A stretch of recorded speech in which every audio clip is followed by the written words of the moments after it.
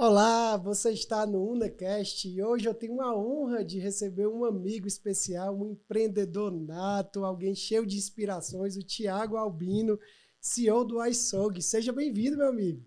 Muito obrigado, Diegão, pelo convite. Você e a Pri são amigos queridos e uma grande inspiração para todos os empreendedores cristãos e não os cristãos. Que bom, muito bom lhe receber aqui. Devia ter um churrasco rodando aqui, né, amigo? A gente espera sempre que tenha um churrasco em todo lugar, né? Que a Churrasco ou gente vá. café, né? O empreendedor de café conversando com o empreendedor de carnes, Churrasco, churrascos, né? café e o empreendedor Verdade. são A gente vai sinônimos, né? marcar um dia aí de fazer um podcast ou lá no Colocar uma Galpão, né? Ou então churrasqueira em cima. nos aposentos aí da ONU, digamos É assim. isso. Amigo, que incrível a ideia do iSog, né? Eu sou fã, assim, depois, o iSog é o tipo da empresa que depois que você conhece ali, você se torna cliente recorrente, né? Muito bom. Como foi que surgiu essa ideia, assim? Como foi que tudo foi concebido ali? Bom, a gente vive numa era do iPhone, do Sim. iFood, o iPad, e por que não fazer o iSog? Resumidamente, o projeto do iSog, eu costumava dizer que ele tinha nascido de uma discussão de casal. Sim, Mas hoje eu consigo entender que ele nasceu do sonho do coração de Deus, perfeito. porque não tinha a menor chance da gente empreender nesse mercado. Eu costumo dizer, eu não sou filho de açougueiro e nem Sim. neto de fazendeiro, mas numa determinada época, lá em 2017, há 5 anos atrás, eu tinha acabado de quebrar uma empresa, estava passando por um Uhum. momento muito difícil. Tanto Sim. eu quanto a minha esposa, a Karen, nós estávamos desempregados.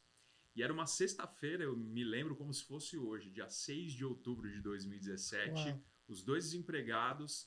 E a gente começou a pensar o que a gente ia fazer para comemorar o nosso aniversário de casamento naquele dia. Sim. E a gente estava duro, sem grana, enfim, não tinha condições de sair para jantar. E aí a gente entrou num embate de quem deveria ir no açougue para comprar carne para a gente Sim. fazer um jantar especial em casa.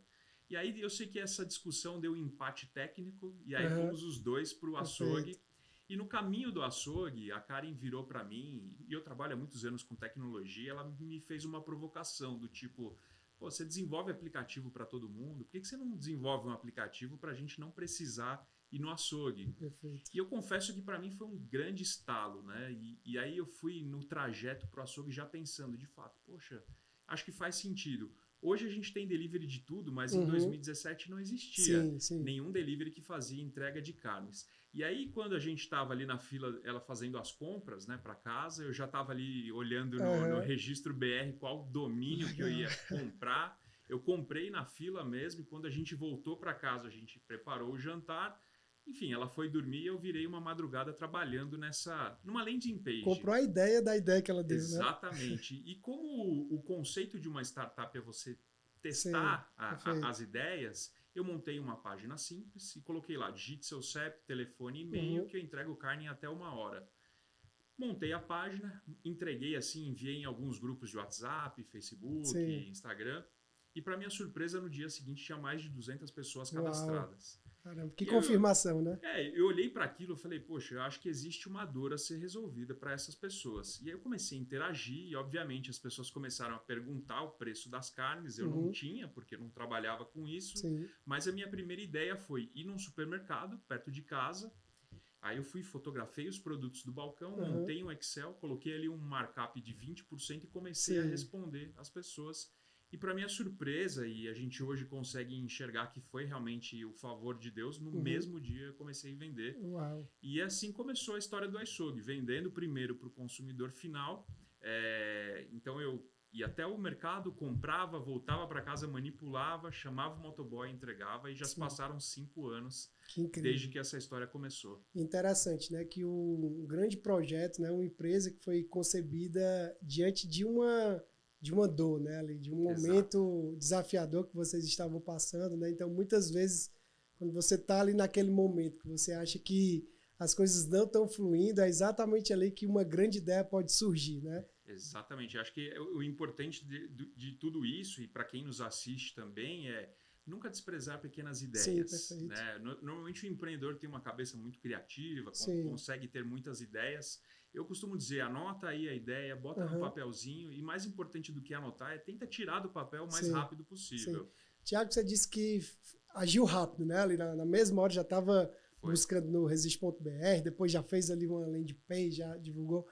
essa agilidade, você considera que ela tem a ver com a necessidade ali que vocês tinham de ter alguma fonte de renda, né? Porque vocês estavam num momento ali de dificuldade, ou tem a ver também com o fato do seu perfil ali de chegar, ou é a conexão dos dois ali, da necessidade com a aptidão? Olha, quem conhece o meu histórico sabe que eu já lancei vários projetos. Sim. Então, e a grande maioria acabou não dando certo, alguns andaram de lado, mas o que eu acredito que foi um grande diferencial foi exatamente a necessidade que a gente tinha naquele momento. Agir rápido, né? Querendo ou não, eu precisava trazer algum dinheiro para casa. Tinha minha casa para sustentar, estávamos os dois desempregados, então a gente tinha aquela necessidade de gerar alguma receita rápida. De fato, como eu tinha acabado de quebrar uma empresa e eu já estava pensando numa próxima oportunidade para trabalhar, eu vi que tinha realmente uma dor a ser resolvida.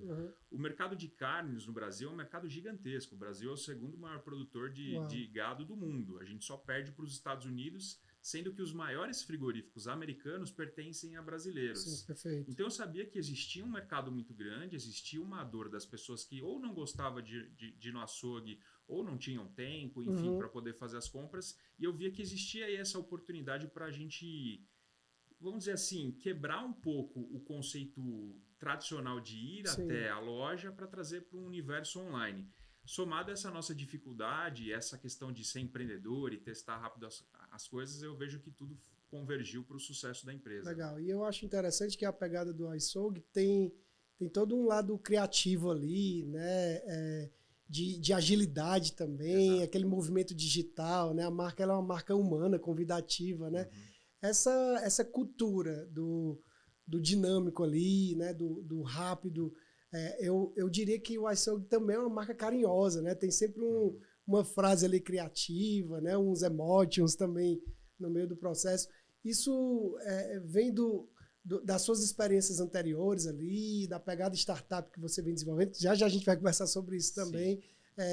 O que motivou a empresa a se tornar essa formatação, né? Eu penso que o iSoG criou um novo nicho ali, né? Dentro da sua linha de atuação. Se a gente olhar para o mercado da carne, a carne é considerada um commodity. Sim, perfeito. Então, quando ela não tem uma etiqueta por cima, ela é absolutamente igual e você não consegue distinguir uma da outra. Então, eu pensei, puxa, como é que eu vou conseguir diferenciar a minha empresa de empresas tão grandes, né? Hoje, os maiores frigoríficos do mundo são os brasileiros. Então, eu tinha que ter algum atrativo diferente. E o que a gente acabou fazendo foi olhar isso sob uma perspectiva de inovação e tecnologia. Então eu sabia que para me diferenciar não adiantava eu entregar uma carne saborosa numa sacolinha verde reciclável. Perfeito. Eu precisava criar uma experiência diferente para os nossos clientes. Então o que a gente fez desde muito cedo? Investir muito em embalagem, em apresentação, em experiência. Quem já comprou os produtos do iSoG sabe que sempre vai uma cartinha escrita à mão. Perfeito. Para que a gente consiga trazer um pouco de... O famoso encantamento, né? Ali, encantamento do cliente. Então, assim, commodity por commodity, eu sabia que eu ia ter um oceano vermelho para brigar. Perfeito. Porque seria muito difícil negociar preço, sendo que os frigoríficos são donos da cadeia inteira. Perfeito. Então, eu falei, eu preciso ter uma experiência muito premium. E ainda assim, hoje a gente consegue ter produtos para classe A, B, C, D, E, enfim, a gente tem de tudo um pouco. Agora, se a gente fizer um paralelo com a área de tecnologia, com o mundo de startups, o iSoG ele é considerado uma food tech. Certo. Então, é uma empresa de alimentação, mas que tem uma base de tecnologia muito forte por conta dos sócios que estão no negócio. E agora, no mercado de tecnologia, a gente costuma dizer, principalmente com a chegada dos influenciadores, que surgiu um novo nicho de mercado que são as DNVBs. Certo. Digital Native Branded. Então, assim, são marcas que nasceram... que são físicas, mas que nasceram no online. Legal. Então, para que você consiga se diferenciar com tantas empresas no mercado, você precisa ter um produto atrativo, que de fato ele resolva uma dor e que tenha uma boa apresentação. No nosso caso, ainda tem que ter um a mais, que é o sabor e a maciez, e tem que ganhar a pessoa pelo estômago. Legal, né? Incrível, né? E aí você acaba se tornando competitivo e navegando no oceano azul ali, né? De possibilidades, né? Eu lembro que a primeira vez que a gente recebeu o iSoG em casa, eu fiquei impressionado com a embalagem, com a qualidade da carne em si ali, né? O corte, né? Assim, o padrão. Porque geralmente quando você vai no frigorífico convencional, né? Não existe esse manuseio, né? Eu lembro que Tem um frigorífico específico que eu vou, que eu sempre escolho o mesmo profissional ali, porque ele já sabe o corte, né? Como cortar. É como se o açougue já tivesse moldado para isso, né? Para a necessidade do... Uma das coisas que a gente tinha que resolver quando a gente foi trabalhar com a internet é que é muito difícil você trabalhar, por exemplo, com peso variável de produto. Sim, sim. Então, quando você vai num açougue, você olha, você escolhe, você, Perfeito. eu quero essa peça com mais gordura. Nivela ali o peso, vai né? mais também. ou menos no teu perfil. Quando você trabalha com vendas pela internet, como é o nosso caso, primeiro, não dá para a pessoa escolher o corte, então tem que ser um corte padrão. Perfeito. Outra coisa, não posso ter variação de peso, porque uma hora que você passou ali o teu cartão de crédito, não adianta eu chegar para você e falar, ô Diego, veja bem, vou cancelar essa transação porque ficou um pouquinho mais pesado. E no mundo da internet, mais do que nunca, a carne ela não aceita desaforo. Sim. Se a carne chegar na sua casa, ela estiver dura ou estiver cheia de gordura, cheia de pelanca, provavelmente você não compra mais. Então, esse processo todo ele é resolvido dentro do frigorífico. Tem um trabalho muito intenso para conseguir fazer com que os cortes tenham um padrão, uniformidade, para que a gente consiga vender rápido pela internet num preço bom e entregar mais rápido ainda. Incrível. E ainda tem a questão da cultura, né? De você criar uma cultura no cliente, né? De escolher ali o estilo de carne, né? Entender que ele está comprando ali algo personalizado, né? Digamos que na formatação, né? Sim. Foi difícil criar essa cultura? Vocês ainda estão desenvolvendo isso? Eu te pergunto isso porque a gente tem uma marca de café e um dos maiores desafios da gente é mostrar que o café ali 100% arábica, né? Aquele café que é diferente do café convencional que é vendido no supermercado, por exemplo, é um café mais saudável, né? E eu sempre falo que é um trabalho meio que permanente, né? De aculturamento, né? Isso também se aplica no universo das carnes? Super. Na verdade, assim, hoje, se você pegar, né, um boi, ou um suíno, um frango, você tem potenciais mais de 500 tipos de cortes diferentes. Porque quando você pega, você pode vender ele em peça, em cubo, em isca, moído, enfim. Perfeito. Quando você vai multiplicando pelos cortes do animal, é uma conta meio exponencial. Sim. Então, o que a gente fez? Quando a gente lançou a primeira versão do site, do online, eu coloquei todos os cortes à disposição. Absolutamente todos. Era uma lista imensa e infinita. E aí, com o tempo, a gente foi entendendo o comportamento das pessoas, a gente foi afunilando, e hoje a gente tem 200 cortes diferentes. Legal. Mas antes de chegar nesses 200, eu testei quase 1000 cortes. Sim. Então, eu pegava o boi inteiro, abria todos os leques. Isso, em termos de produção, é meio inviável, porque imagina você ter 700 SKUs, ter estoque regulador para tudo isso, é muita coisa. Além da logística também, né? Tem a logística, o próprio lojista não vai ter espaço para poder armazenar tanto produto, mas depois que você faz ali o abate do animal, você precisa dar alguma finalidade para os outros cortes. Então, a gente aprendeu a operar de um jeito que eu consigo dar finalidade para todos os cortes. Legal. E eu estou sempre trabalhando com curva A e B, ali do que gira mais de produtos. Sim. Depois disso, é muito ouvir o cliente. Ter sempre canais diretos para poder ouvir, ver o que faltou, o que puxa, não ficou legal, e a gente vai construindo um cardápio de acordo com a necessidade dos clientes. Os frigoríficos tradicionais, as grandes empresas, elas normalmente produzem aquilo que interessa para elas. Sim. Aquilo que vai trazer mais rentabilidade e tudo mais. A gente criou uma cultura dentro da empresa que o cliente é o centro da atenção. Perfeito. Então é ele que diz o que ele precisa, ele formata ele também quer. os produtos, inclusive, Exatamente. né, com feedback, né? Tanto é que a gente começou fazendo só carnes e hoje a gente tem uma linha de molhos, temperos, acompanhamentos, enfim, tudo que compõe uma refeição e não apenas a proteína animal. Legal. Você falou que o açougue começou online, né? Ali, um negócio digital ali. Acredito que hoje a internet ainda seja a principal base ali, né, de divulgação. Qual é o principal desafio de um negócio que nasce no digital, na sua opinião? Assim, você que é um empreendedor que viveu aquilo na prática, né? Porque muitas vezes eu chamo de os gurus digitais, né? Que são as pessoas ali que dão inúmeras dicas, mas nunca viveram na prática até o que estão falando, né? Você vive na prática isso constantemente, né?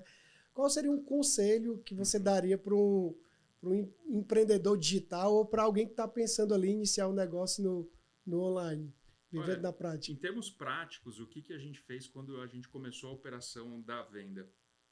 Como produzir carne é muito complexo, que envolve desde a cadeia produtiva de dentro da fazenda para fora, o que a gente inicialmente fez?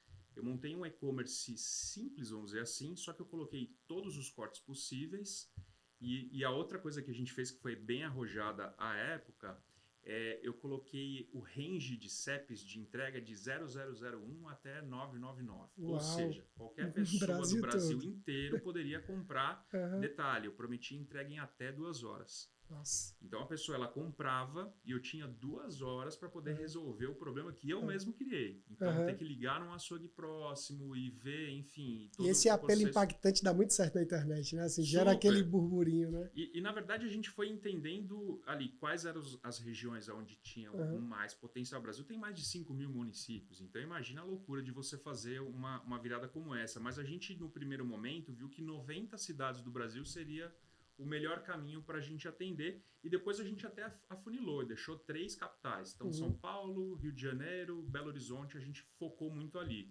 Então, nessas regiões, a gente aprendeu a trabalhar, a gente aprendeu a ter os melhores fornecedores, os melhores canais de distribuição para poder atender bem o cliente. Uma das coisas que é importantíssima hoje para quem trabalha com internet é o cliente não quer pagar frete e ele quer receber o mais rápido possível. Perfeito. Se você reparar, hoje os grandes aplicativos que estão crescendo de uma maneira muito intensa, eles fazem entrega absolutamente expressa. Então hoje, pelo menos aqui em São Paulo, nas capitais, você tem os aplicativos que entregam um supermercado inteiro em até 15 minutos na sua casa. Perfeito. As pessoas elas estão assim muito imediatistas com relação de produto. E se você pegar mesmo os grandes e-commerce como a Amazon, como o Mercado Livre, os outros, eles prometem muitas vezes entrega de grandes eletrodomésticos no mesmo dia. É verdade. Então, a primeira coisa para trabalhar com internet é você tem que ser muito rápido, você tem que trabalhar bem essa questão de preço e frete grátis. E para quem vai trabalhar com internet, vai ter que aprender muito a lidar com fraudes. Sim. Lembrando que a gente está no Brasil e a criatividade para esse lado negativo do brasileiro é muito forte. A gente costuma dizer que assim, a cada 10 compras no site, 5 são tentativas de fraude. Então é um número muito alto. 50%, né? Exatamente. E chegam a ter outros e-commerces, né? Enfim, não vale citar o nome, mas os grandes, os top 3 do Brasil, chega a bater 70%, 80% de tentativa de fraude. Então, você precisa ter um time muito bom de tecnologia.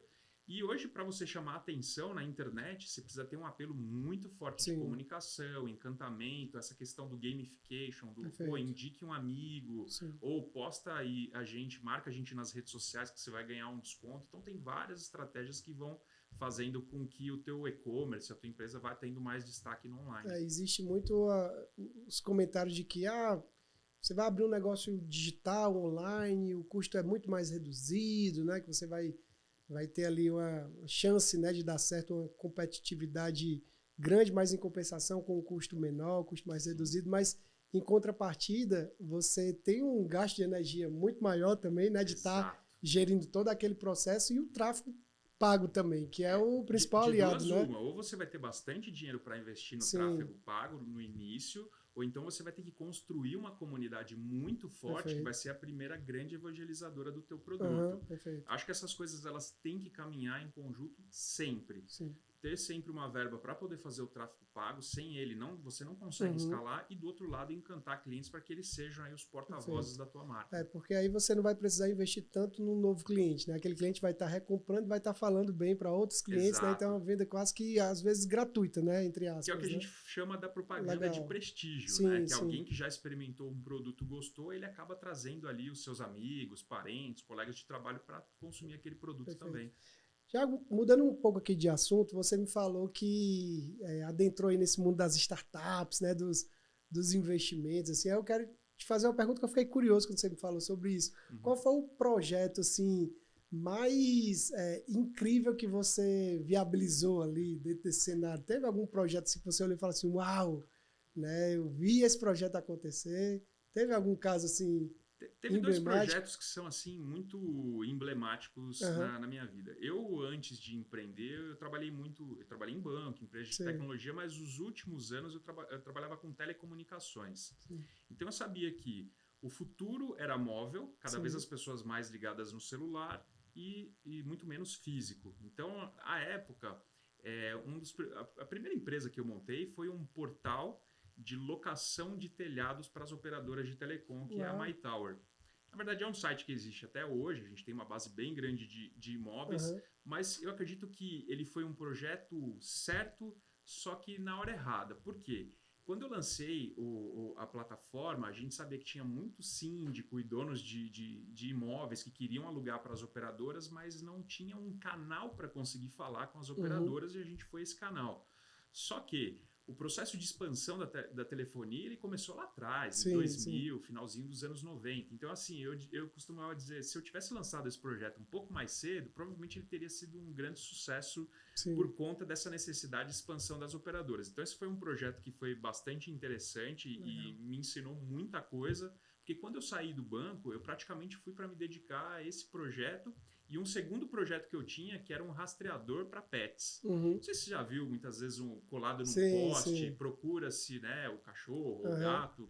E esse foi um dos projetos também que me fez sair do banco para poder empreender. Porque a gente lançou um rastreador que você colocava na coleira do pet para poder acompanhar pelo celular aonde ele estava.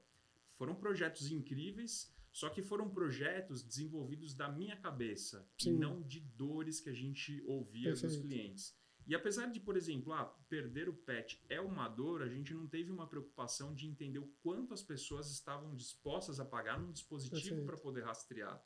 E quando a gente lançou esse dispositivo, o preço dele, sei lá, era equivalente ao de um iPhone.